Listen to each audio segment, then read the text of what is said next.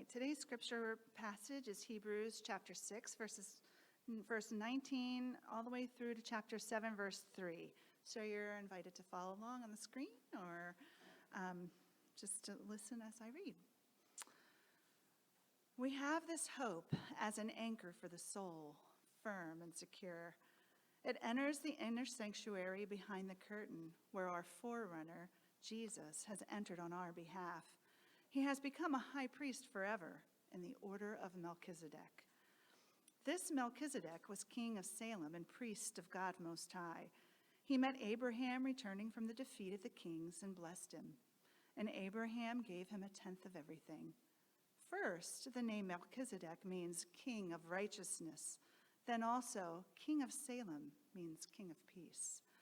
Without father or mother, without genealogy, without beginning of days or end of life, resembling the Son of God, he remains a priest forever. Thank you. Thank you, Anne. Now, this just happens to be the spot where we find ourselves as we work our way through the book of Hebrews, or the ancient letter that we call the book of Hebrews. And if I'm honest with you, I would tell you that in certain ways I had a lot of fun with this passage this week because I just think it's a passage that's full of interesting stuff. But I would also say that it's kind of full of stuff that you can amuse your brain with in a whole lot of different ways at a certain level of depth. But I struggled with how to make this practical. So you might wind up leaving today feeling like that has nothing to do with anything in my normal, everyday, daily life. We'll find out. We're going to try to make this as practical as we can without it just being so much theory. Now, I will say that this passage is kind of a complicated one. I had Anne stop the reading at the point where she did because it goes from confusing to more confusing, and then from more confusing to even more confusing. And I figured if we don't break this down into chunks, it's just one cloudy mess. Unless you are really well versed in Jewish history or the history of Judaism, or you've studied the book of Hebrews a whole lot. Okay? So what we're going to try to do is break this into chunks and approach it in a way that will actually bring some light to your understanding of who Jesus is and why he is so significant. Now, I will say that this passage centers around a very obscure person with a very odd name, Melchizedek. He's the central figure in this. Well, I shouldn't say he's the central figure. He's the figure that is discussed in here as it points to Jesus Christ. And what's really weird is that this figure, this Old Testament guy who barely dropped in as if from the planet of Mars for 5 seconds into the narrative of the Old Testament, he seems to be somewhat of a big deal. And it seems as though the person who was writing this letter expected his Jewish Christian friends to know fully well about Melchizedek. And he reminds them about some of the history of this man, well, pretty much all the history we have of this man, and he tries to show how Melchizedek should be meaningful in helping us understand Jesus. So this is kind of our journey this morning. But what struck me is the fact that this obscure person who's talked about for 5 seconds in the Old Testament becomes so significant in early Jewish Christian history, and therefore to us today as we draw our inheritance from them. This man and his brief exposure in Scripture should be meaningful to us. So this is the task that's before us this morning.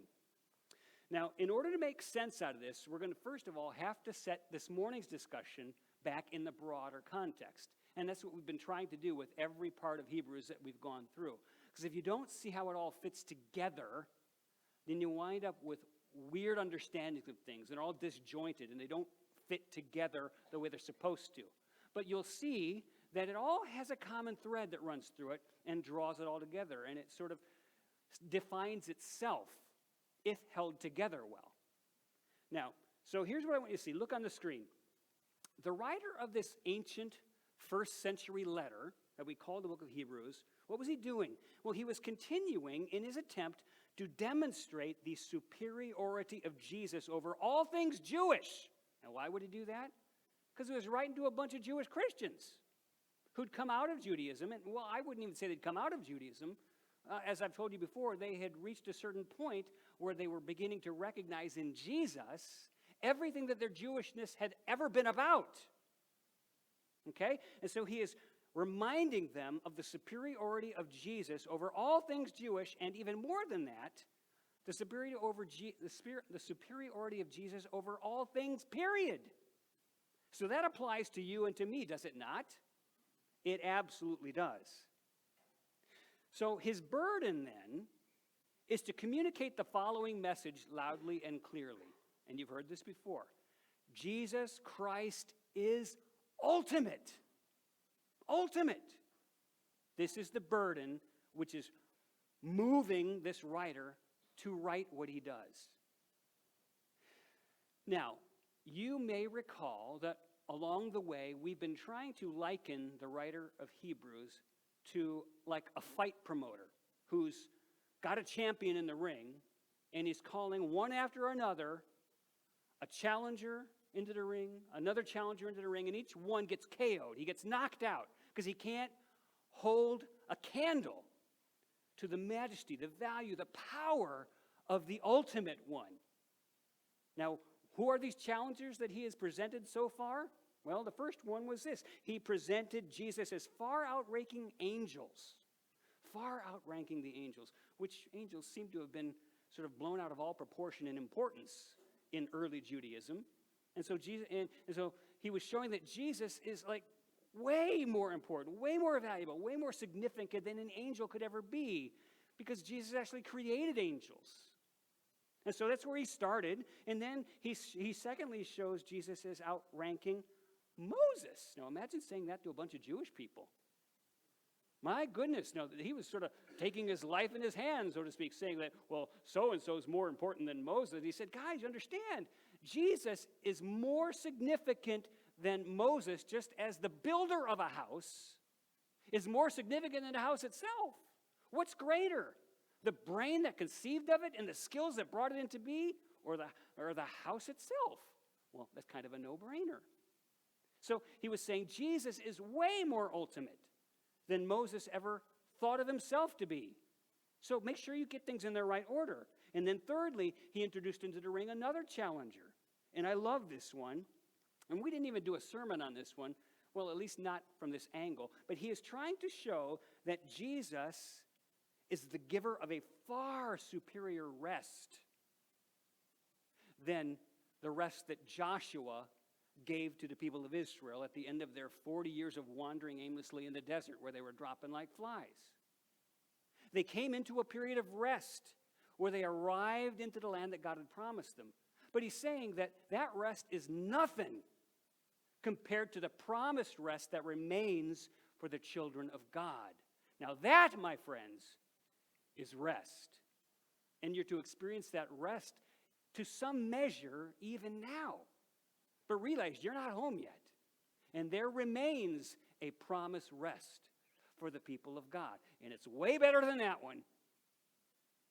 And then, and this is the point where we find ourselves in this letter, he has introduced a fourth challenger, if you will, if you allow my metaphor here. A fourth challenger is in the ring, and he's spending a lengthy time sort of vetting this challenger, explaining this challenger to us, because this challenger is very important. This challenger happens to be the institution known as the Jewish priesthood.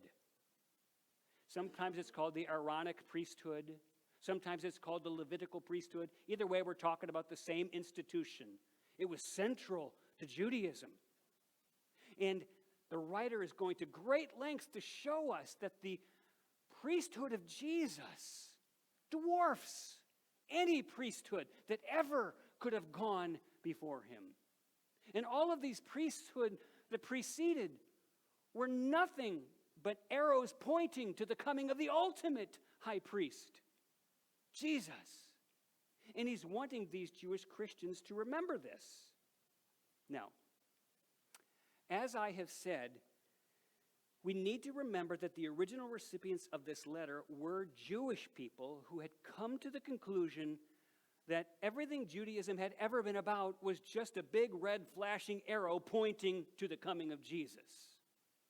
And they had reached that conclusion. However, that conclusion had put them in a minority. And that conclusion was actually making their lives very difficult because it was not a popular conclusion. And they were like salmon trying to swim up cultural stream against a very strong current. And there were times, frankly, that just like you feel like, just hang it all.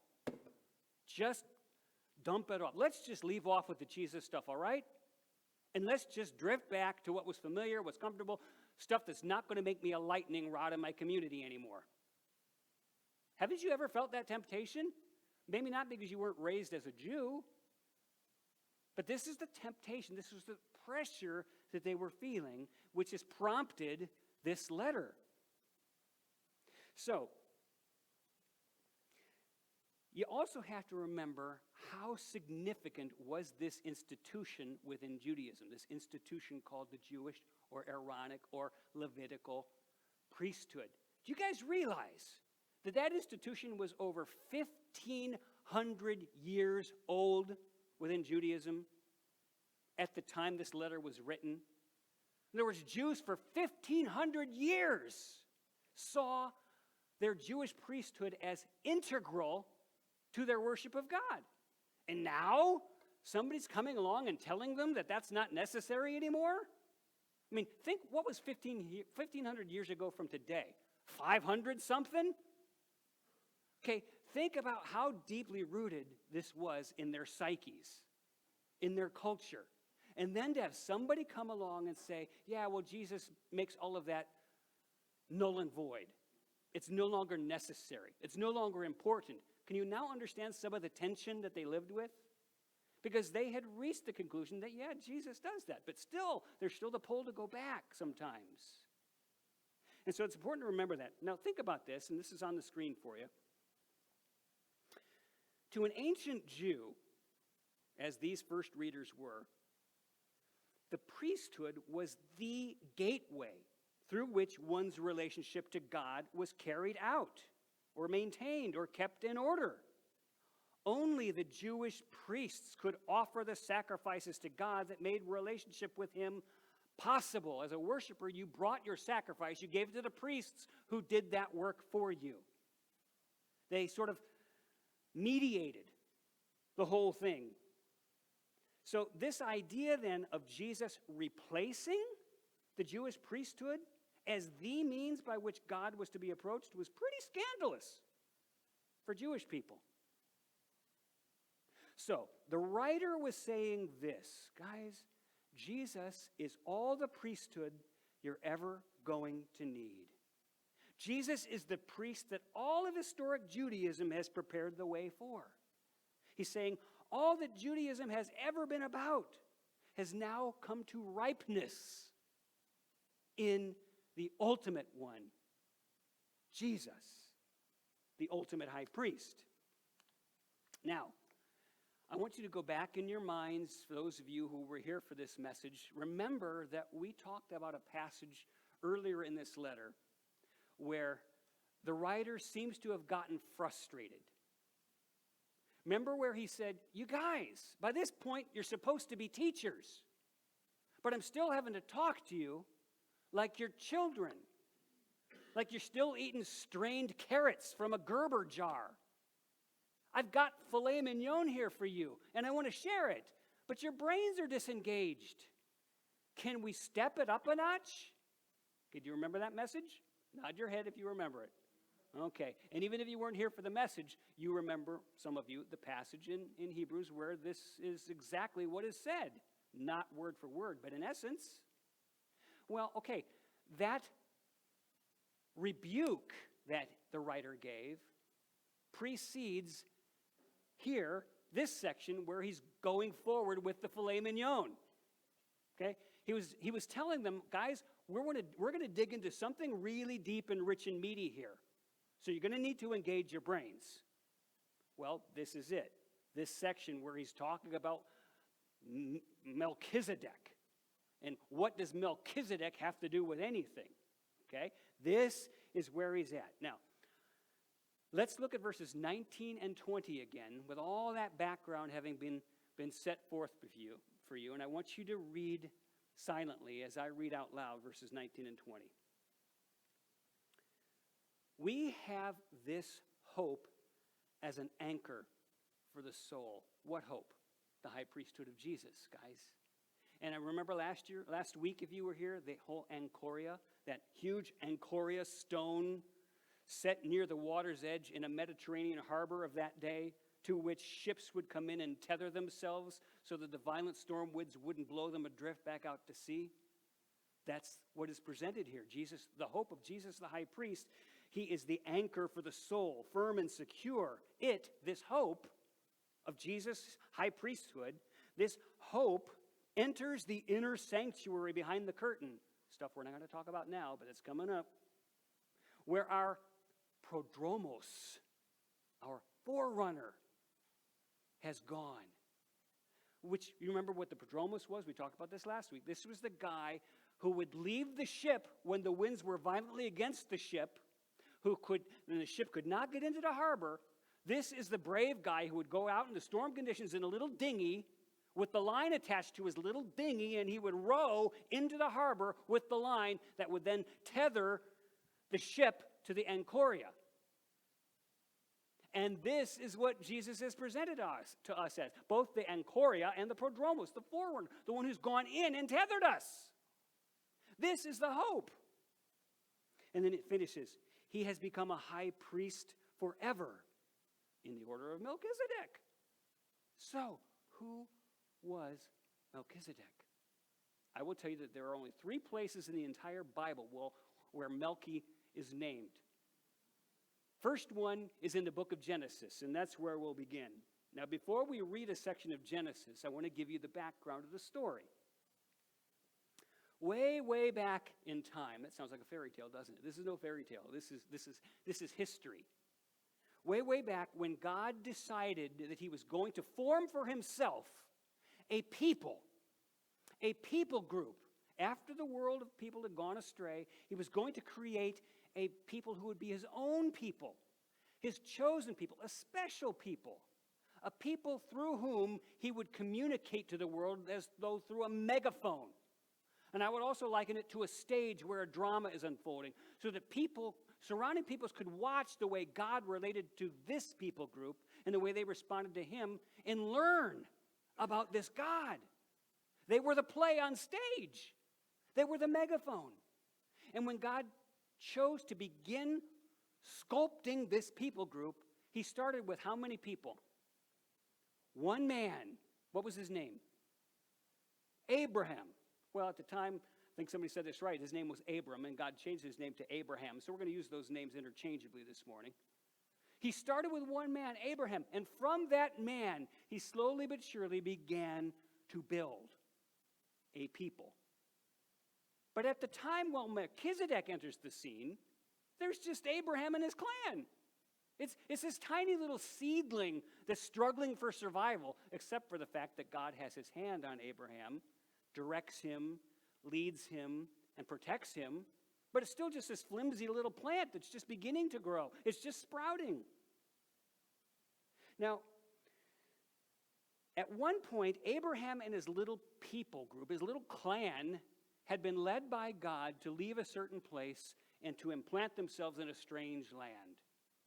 The land that we'll now refer to as Palestine in general, okay? So Abe is now there, him and his clan, which was a substantial clan because he was a wealthy man and he had lots of sheep and herds and goats and servants and so forth, and some relatives and stuff. And so anyway, they're in this new land and it's foreign to them. And at that time, in that region that we now call Palestine, there were indigenous peoples there, or people that had moved in prior to Abraham's moving there. And they had their own tribes, their own city-states, you might call them, okay? And there were kings of these different tribal groups. And sometimes these kings and their various tribal groups would form coalitions. And they would war against other tribal kings and their coalitions. So here you got 5 kings all leagued together, and 4 kings over here all leagued together, and they're doing battle with each other. What were they battling over? Same stuff that people fight about today. Who owns the land? Where are we gonna have our sheep pasture? Where are these camels gonna eat? Where are they gonna drink? Water was scarce.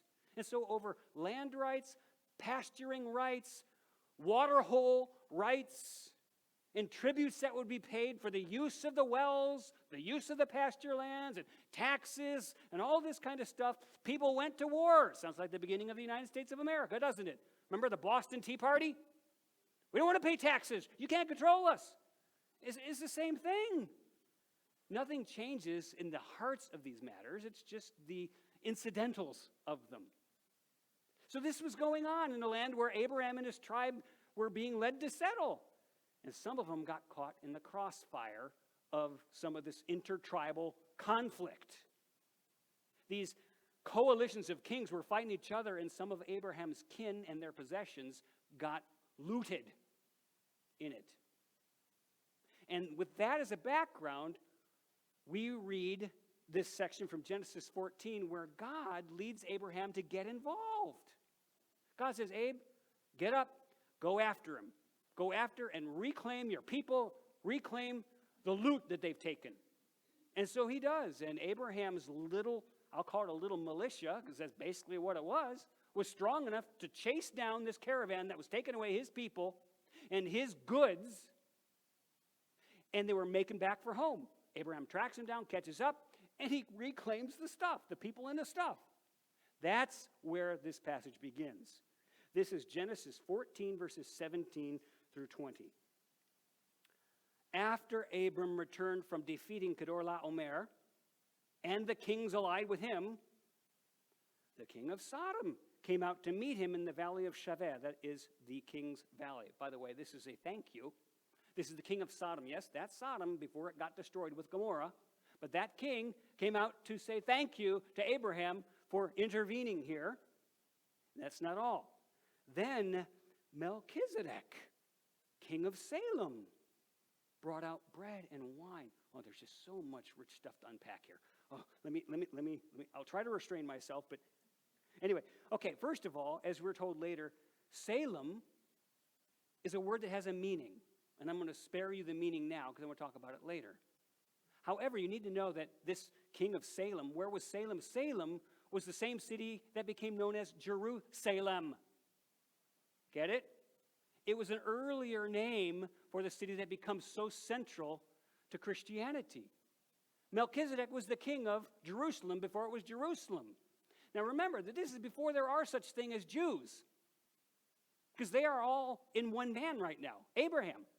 Okay? So long before there was Judaism, there was a king of this place called Salem, which becomes Jerusalem, who was also not only a king, but a priest of the Most High God. This is what the passage says next. He, Melchizedek, was priest of God Most High. Interestingly enough, you may have heard this name. That translates the phrase El Elyon, which means God Most High. Melchizedek knew him before there were ever Jews. And he served to mediate between people and this El Elyon, God Most High. Now look what it says. And he blessed Abram, saying, blessed be Abram by God Most High, El Elyon, creator of heaven and earth. So what is he doing? Instead of cursing Abraham, he is acknowledging that God is with Abraham and has a hand on him and is prospering him and is protecting him and leading him. And he says, may you be blessed by God Most High, who is doing something with you.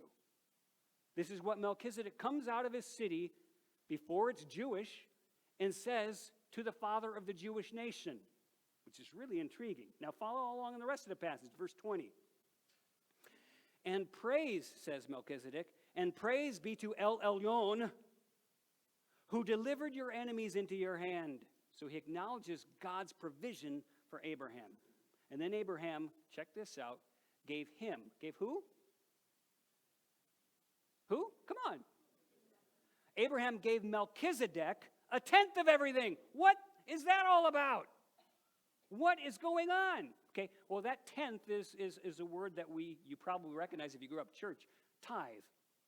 Okay, that's what it is. It's a tithe, and that's where this whole idea of giving God 10% of your worth or your income or whatever it is came from. This whole idea of the tenth.